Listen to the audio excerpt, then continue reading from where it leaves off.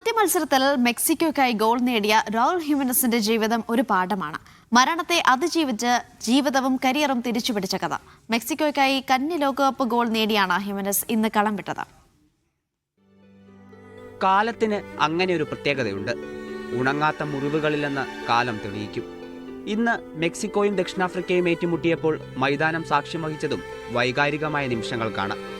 ലോകകപ്പിലെ ആദ്യ മത്സരത്തിൽ ഗോൾ നേടിയ ശേഷം മെക്സിക്കോയുടെ മുന്നേറ്റ നിര താരം റൗൾ ഹിമനസ് കണ്ണീരോടെയാണ് ഗോൾ ആഘോഷമാക്കിയത്.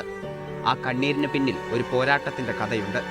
2020 വോൾസിനായി കളിക്കുന്നതിനിടെ ആഴ്സണൽ താരം ഡേവിഡ് ലൂയിസുമായി ഹിമനസ് കൂട്ടിയിടിച്ചു വീഴുന്ന രംഗം ആരും മറക്കില്ല.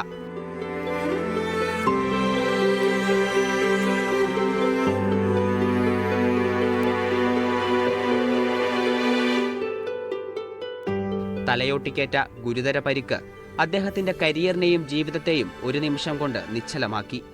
ഫുട്ബോൾ ലോകം ആശങ്കയോടെ നോക്കി നിന്നു. വീണ്ടും ഹിമനസ് മൈതാനത്തിറങ്ങുമോ എന്ന ചോദ്യമുയർന്നു. 8 മാസത്തോളം ആശുപത്രി കിടക്കയിൽ.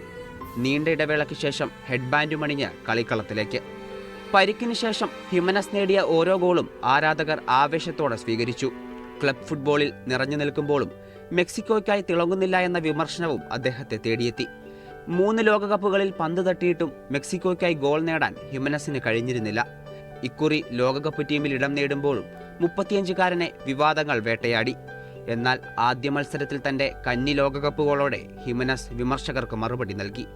ഹിമനസിൻ്റേത് വെറും കണ്ണീരായിരുന്നില്ല, അത് മരണഭീതി അതിജീവിച്ച ഒരു മനുഷ്യന്റെ തിരിച്ചുവരവിന്റെ പ്രഖ്യാപനമായിരുന്നു.